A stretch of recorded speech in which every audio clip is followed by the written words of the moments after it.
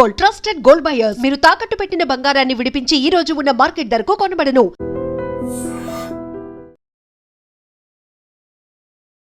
Hi hello నమస్తే, welcome back to our channel. నేను మీ వైషు. ఇంతకు ముందు ప్రేమించిన వాళ్ళ కోసం సరేలే వాళ్ళు ఎక్కడైనా సంతోషంగా ఉంటే బాగుంటుంది అని వదిలేసుకోవాలనుకున్నా కూడా సరేలే అని వదిలేసేవారు. తర్వాత కొంతకాలానికి లేదు లేదు నువ్వు ఎవరినైనా ప్రేమించి పెళ్లి చేసుకుంటాను నన్ను వదిలేసి అంటే నేను నిన్ను చంపేస్తా అనేవాళ్ళు. ఇప్పుడు ట్రెండ్ మారింది. నువ్వు ఎవరిని చేసుకుంటావో వాడిని చంపేస్తాను నేను ఏకంగా, నువ్వు ఎవరినైనా పెళ్లి చేసుకుంటే. నేను కొంచెం నవ్వుతూ చెప్తున్నా కానీ వెరీ సీరియస్ టాపిక్. ఆల్రెడీ ఒక అమ్మాయికి అట్లాంటి బెదిరింపు కాల్సి నువ్వు ఎవరిని పెళ్లి చేసుకుంటే చంపేస్తానని చెప్పేస్తే ఆమె పాపం భయపడిపోయి పోలీస్ స్టేషన్లో కంప్లైంట్ ఇచ్చింది. మరి అంత మైండ్ సెట్ ఎలా మారిపోతుంది? ఈ విషయం గురించి మాట్లాడడానికి థింక్ అగైన్ ప్రోగ్రాంలో ఈరోజు నాతో పాటు ఫ్యామిలీ కౌన్సిలర్ రజనీతమ్మ గారు ఉన్నారు. మేడంతో మాట్లాడదాం. Hello ma'am. హలో, నమస్తే. నమస్తే. బాగున్నారా? ఫైన్, నువ్వు ఎలా ఉన్నావు? చాలా బాగున్నాను మ్యామ్. మనం ప్రేమించిన వాళ్ళు ఎక్కడున్నా బాగుండాలి అనుకోవడం పాత తరం. తర్వాత తరంలో సరే నువ్వు ఎవరైనా చేసుకో నేను నేను చంపేస్తా, ఇప్పుడు నువ్వు చేసుకో వాడిని చంపేస్తా. పాపం వాడిని చంపేయడం ఎందుకు మ్యామ్? ఎందుకని ఆలోచన వస్తుందంటారు ఇప్పుడు? అంటే అందరూ ఒక మైండ్ సెట్తో పుట్టరుగమ్మా. అవును, వాడు ఒక రకంగా పుట్టాడు. ఇంకోడేమో మొన్న 16 ఏళ్ళకో 17 ఏళ్ళ వయసుకో 14 ఏళ్ళ అమ్మాయి పీక మీద కత్తి పెట్టి నువ్వు ప్రేమిస్తావా చస్తావా, వాడి మైండ్ సెట్ అది. ఇంకోడు ఏం చేస్తాడంటే యాసిడ్ పోస్తా లేకపోతే నిన్నే చంపుతా, వాడి మైండ్ సెట్ అది. వాళ్ళ మైండ్ సెట్ ప్రకారం వాళ్ళు డెసిషన్స్ తీసుకుంటారనమాట. ఓహో ఇలా చేస్తే నా కోపం చల్లారుతుంది, ఇలా చేస్తే నా కోపం వాళ్ళ కోపాలు ఎలా చల్లారాలో వాళ్ళ ఆలోచనల ప్రకారం కోపం ఎలా రావాలో ఎలా చల్లార్చుకోవాలో వాళ్ళకి తెలుసు, వాళ్ళ మైండ్ సెట్ ప్రకారం. అంటే ఇదే పెద్ద గొప్ప విషయమా అంటే ఏమీ ఉండదు ఇందులో. పనికి మాలిన వ్యధవలు అనమాట, దేనికి పనికిరారు. ఇంకొకటి చెప్పనా, ప్రేమించారు అని అంటే ఇప్పుడు పాత గురించి నేను మాట్లాడను, ఇప్పుడు ట్రెండ్. ప్రేమించారు అని అంటే వాడు పనికి మాలిన వ్యధవ అయి ఉంటాడు. పనికి మాలిన వాళ్ళనే ప్రేమిస్తారు, ఉపయోగం లేని వాడినే ప్రేమిస్తారు, వ్యక్తిత్వం లేని వాడినే ప్రేమిస్తారు. అయితే వాడికి అందం ఉంటుంది, అట్రాక్ట్ చేసే గుణాలు ఉంటాయి వాళ్ళ దగ్గర, దానికి పడిపోతారు వీళ్ళు.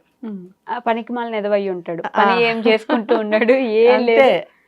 అట్లాంటి వాళ్ళు పెళ్లి చేసుకున్న తర్వాత కూడా వాడే ఉద్యోగం వెలగబెట్టడు, ఇంకా ఈవిడ పోషించాలి జీవితకాలం. తర్వాత టార్చరు. అప్పుడు పశ్చాత్తాపం మొదలవుతుంది, బాబోయ్ నేను ఎందుకు పెళ్లి చేసుకున్నానా, ప్రేమించి బుద్ధి తక్కువైంది, చంపలేసుకుంటుంది. ప్రయోజనం ఏమి ఉండదు, ఇంకా జీవితకాలం ఏడవాలి. అంటే అది కర్మగాలి జీవితకాలం కలిసి ఉంటే, అంటే జీవితకాలం కలిసి ఉండటం అనేది అదృష్టం అంటాం మనం. ఇక్కడ ఏమంటామంటే కర్మ. ఇలాంటి వాడిని చేసుకుని జీవితకాలం ఇద్దరం కలిసే ఉండటం అనేది కర్మ. పోషించాలిగా, మరి పిల్లలు ఉంటారనుకో ఇంకో కర్మ. అప్పుడు వాడు పోనీ ఇంట్లో ఉన్నవరా నువ్వు ఉద్యోగం చేయలేదురా పిల్లలన్నా చూడరా అంటే వాడు చూడ్డు, నేను మగాడిని అంటాడు. అంటే ఇప్పుడు ఈ బాధ, ఈ బరువు, ఈ భారం, ఉద్యోగ భారం ఇంకా అనేకం ఉంటాయి. ఉద్యోగం ఈజ్ ఈక్వల్ టు అనేకం ఉంటాయి. ఒక ఏది పే చేయాలన్నా, ఎక్కడికి వెళ్ళి ఏది ఒక విషయం చేసి రావాలన్నా, ఒక విషయం తెలుసుకురావాలన్నా, ఒక విషయం చేయాలన్నా, దేనికైనా ఇంకా తనే పరిగెట్టాల్సి వస్తుంది. వీడు కదలడు, కొందరం బొమ్మలాగా ఇంట్లో కూర్చుంటాడు. కానీ ప్రేమించిన అమ్మాయిని సరే వద్దనుకున్నారు, ఏదో ఒక కారణాలతో బ్రేకప్ అయిపోయింది, వదిలేయాలి. కానీ నువ్వెవరిని పెళ్లి చేసుకుంటే వాడిని చంపేస్తా. అసలు వాడేం చేశాడు?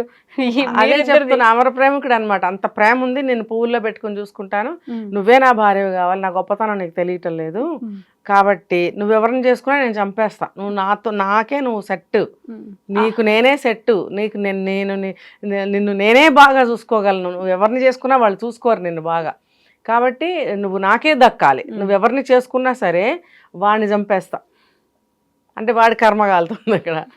అంటే ఇలాంటి సందర్భాలు వచ్చినప్పుడు ఈ అమ్మాయిలు తొందరపడి వేరే వాళ్ళని పెళ్లి చేసుకోకపోవడం అనేది మంచి పద్ధతి. ₹1 సంపాదన లేదు కానీ నేనే పువ్వుల్లో పెట్టుకుంటా, పువ్వులు కొనడానికే డబ్బులు ఉండాలి. చెప్పానుగా, చాలా బిల్డప్లు ఇస్తారు వీళ్ళు. అమ్మో అసలు ఎన్ని నీతి సూత్రాలు వల్లిస్తారో, ఎన్ని శాస్త్రాలు చెప్తారో, ఎన్ని ధర్మాలు చెప్తారో, అబ్బో చాలా వల్లిస్తారు ఇలాంటి వాళ్ళు. రూపాయికి పనికిరాని వాళ్ళు అసలు ఎన్ని వాళ్ళు ఒక వక్తలు అని చెప్పచ్చు, ఒక పెద్ద గ్రేట్ స్పీకర్స్ అనమాట వాళ్ళు. ఎంత బాగా మాట్లాడతారంటే పురాణాల గురించి, చరిత్రల గురించి, జీవితాల గురించి, అనుభవాల గురించి, రిలేషన్స్ గురించి. అబ్బో అసలు వాళ్ళు చెప్పినట్టు ఇంకెవ్వరు చెప్పరు, పనికి మాలినోళ్ళు అనమాట. ఏముండదు, ఇంకా కూర్చొని సొల్లు కబుర్లు అంటారు కదా, అలాంటివి మాట్లాడుతూ ఉంటారు తప్ప నువ్వు చెప్పినట్టు ₹1 కూడా పావలకు కూడా పనికిరారు, వేస్ట్ కదా.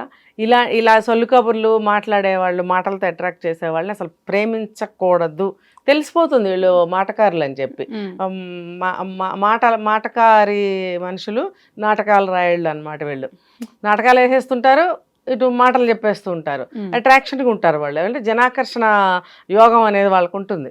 ఆ జనాకర్షణ ఇదితో అందరిని అట్రాక్ట్ చేసే లక్షణం వాళ్ళు పుట్టుకతోనే ఉంటుంది. వాళ్ళ వాక్చాతుర్యమే కానీ, వాళ్ళ ఫిగరే కానీ, ఇంకా ఏదైనా కావచ్చు. వాళ్ళు మంచి అటైర్ కూడా మెయింటైన్ చేస్తూ ఉంటారు వాళ్ళు.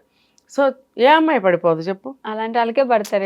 ఇప్పుడు మనకు ఒక మనిషి కనబడతాడు, అబ్బా అనుకుంటాం. ఆ అబ్బాలో ఏముందో సొబ్బా ఏముండదు అక్కడ. ఆ అబ్బాలో ఏముండదు. తర్వాత ఆ తర్వాత మునిగిన తర్వాత అందులో ఏమి లేదనేది మనకు తెలుస్తుంది. కాబట్టి ప్రేమించామా లేకపోతే ఇష్టపడ్డామా అనేది జాగ్రత్తగా ఆలోచించుకోవాలి. ఇప్పుడు వాడు వచ్చిన వాడిని చంపుతానటం ఏంటి? ఇప్పుడు కొత్తగా అబ్బాయిలు ఇంకో విషయం తెలుసుకోవాలి. అమ్మో మేము పొరపాటున ఒక అమ్మాయిని చేసుకుంటే దాన్ని ఎవడు ప్రేమించున్నాడో వాడొచ్చి మమ్మల్ని చంపుతాడో లేకపోతే ఇంకోటి ఏం చేస్తాడో అని ఇప్పుడు అబ్బాయిలు కొత్త విషయానికి ఇంకొక కొత్త విషయానికి బాధపడటం, భయపడటం మొదలు పెట్టాలి. ఇప్పుడున్న భయాలు సరిపోలేవు వాళ్ళకి, కొత్తది ఒకటి వచ్చి యాడ్ అయిందని. అంటే మనం భయపెట్టడం కాదు, బివేర్ ఆఫ్ దట్ బాయ్స్ అన్నమాట. అటువంటి అబ్బాయిలైనా అటువంటి అమ్మాయిలైనా మనం జాగ్రత్తగా ఉండాలి సమాజంలో. బివేర్ ఆఫ్ డాగ్స్ లాగా అంతే. ఇప్పుడు అందరు అమ్మాయిలతో సహా పెళ్లిళ్ళు చేసుకోమనే చెప్తున్నారు, అబ్బాయిలతో సహా పెళ్లిళ్ళే వద్దు మాకు నాయన ప్రశాంతంగా ఉంటుంది. మరి మాలాంటి వాళ్ళం ఏం చెప్పాలి? చేసుకోవద్దని చెప్పాలా? చేసుకోవద్దు అని చెప్తే ఇంకా లైఫ్ సైకిల్ ఆగిపోతుంది కదా. జీవిత చక్రం అనేది ఎక్కడా కూడా ఆగదు, ఆగకూడదు. ఇది సృష్టి అంతే. మరి ఈ యువత దేశాన్ని, ఒక ప్రగతిని, దేన్నైనా, ఒక ఆచార సంప్రదాయాన్ని, ఒక కుటుంబాన్ని, ఏ వ్యవస్థనైనా సరే యూత్ అనేవాళ్ళు ముందుకు తీసుకెళ్తారు, వాళ్ళే తీసుకెళ్ళాలి. ఒక తరం అయిపోయిన తర్వాత ఇంకొక తరం ముందుకు రావాలి కదా. వచ్చినప్పుడే కదా వాళ్ళు దేశ భవిష్యత్తును ముందుకు తీసుకెళ్తారు, ప్లస్ విత్ వాళ్ళ భవిష్యత్తు కూడా. పెద్దవాళ్ళకి ఎప్పుడు శక్తి ఉంటుందా? ఎప్పుడు షార్ప్గా ఉండగలరా? ఉండలేరు. వయసుతో పాటు వాళ్ళు వంగుతారు, కొంగుతారు, బ్రెయిన్ షార్ప్నెస్ తగ్గుతుంది, కండ శక్తి తగ్గుతుంది, శక్తి ఉడిగి ఉంటారు.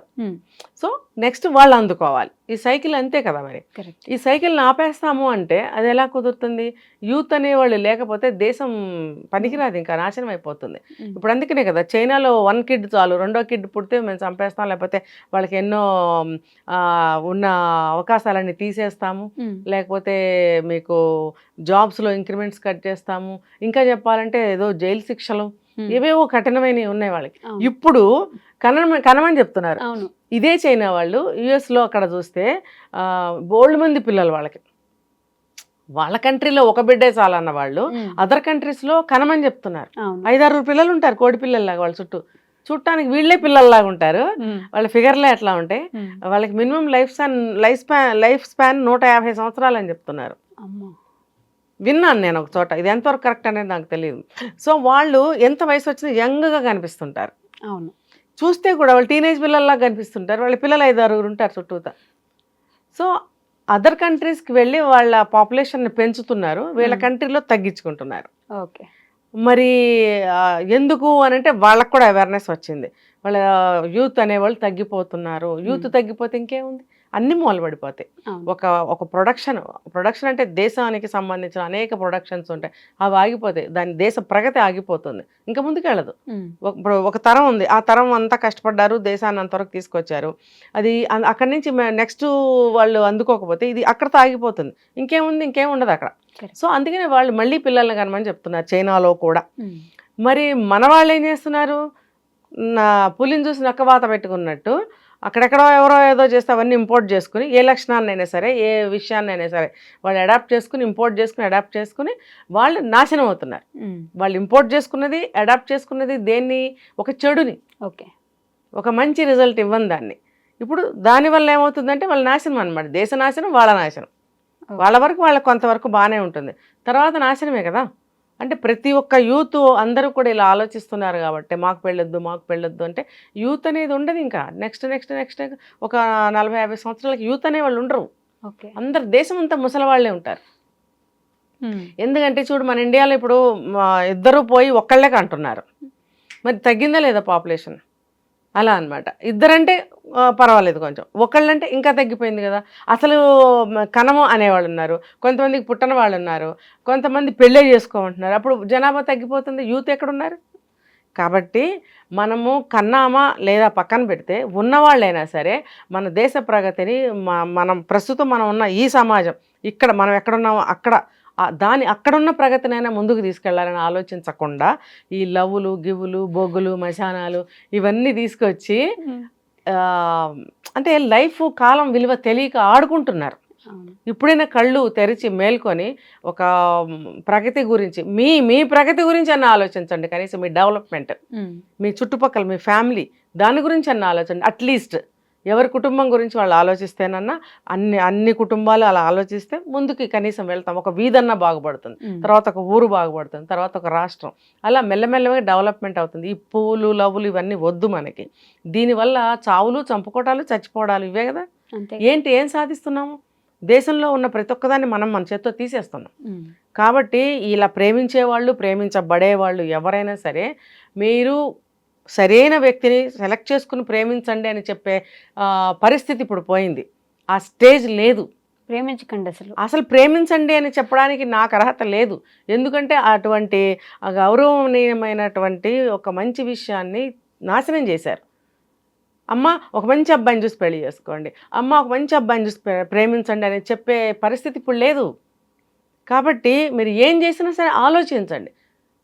మీ డెవలప్మెంట్, మీ ఇంటి డెవలప్మెంట్ అట్లీస్ట్ అదన్నా ఆలోచించండి. కానీ సెల్ఫ్గా మీ ఒక్కళ్ళ గురించి అన్న ఆలోచించుకోండి. ఇప్పుడు నువ్వు ప్రేమించినందువల్ల వాడు ఏమంటున్నాడు? నువ్వు ఎవరిని నీకు ఇష్టం లేదు, సారీ నేను ఇక్కడ కరెక్ట్ చేయాలి, తను ప్రేమించకపోయినా వాడు ప్రేమిస్తే నువ్వు ఇంకొకరిని చేసుకుంటే చంపేస్తా. లేదు ముందు నచ్చాడు ప్రేమించింది, తర్వాత నచ్చలేదు వదిలేసింది, తప్పేంటి? దానికి కూడా వాడు వచ్చి నువ్వు ఎవరిని చేసుకునే చంపేస్తా. ఇలా పరిస్థితులు మారిపోతున్నాయి, మెంటాలిటీస్ మారిపోతున్నాయి, నిర్ణయాలు మారిపోతున్నాయి, అభిప్రాయాలు మారిపోతున్నాయి. కాబట్టి ఏ పుట్టలో ఏ పాముందో, ఎవరిని ప్రేమిస్తే నా కొంప ఏం మునుగుతుందో, ఎవరిని నమ్మితే ఏమవుతుందో అని ఆలోచించండి. ఆలోచిస్తే ఇప్పుడు ఎవరికైనా చనిపోవడం ఇష్టం ఉండదు కదా. బ్రతకాలి, ఆనందంగా జీవించాలి, హ్యాపీగా ఎంజాయ్ చేయాలి. ఫ్యామిలీ ఉంటే ఫ్యామిలీ అంటే ఇష్టం ఉంటే ఫ్యామిలీతో, లేకపోతే సింగిల్గా అయినా సరే మనకంటూ ఒక లైఫ్ ఉంది అనేది అనిపిస్తుందిగా ఎవరికైనా. కనీసం అది ఆలోచించండి. ఇప్పుడు వాడిని ప్రేమించి వీడిని ప్రేమించి తర్వాత వాడు గివప్ ఇచ్చి ఇవన్నీ వద్దు. దానివల్ల ఇదిగో ఇలాంటి పర్యవసానాలు. మీరు ఇలా మానుకుంటే అవి పోతాయి. Okay ma'am, thank you. నిజంగా ప్రస్తుతం ఉన్నటువంటి సమాజం దేనికి ప్రయారిటీ ఇస్తుంది? ఆర్థిక సంబంధాల చుట్టూ మాత్రమే తిరుగుతుంది. మళ్ళీ ఎన్నికలంగానే చాలా విరక్తి కలుగుతాను. మంచి అనిపిస్తుంది కదా, లేడీస్ కూడా ఛాలెంజింగ్ జాబ్స్ చేసినప్పుడు చాలా బాగుంటది. ట్రాఫిక్ అసిస్టెంట్స్ గా నియమించిన ట్రాన్స్జెండర్స్ అందరితో సాల్యూట్ చేయించుకుంటున్నారు. ఫుడ్ డెలివరీ ఇవ్వటానికి వెళ్ళినటువంటి డెలివరీ బాయ్ అనిల్ పై కళ్ళ ముందు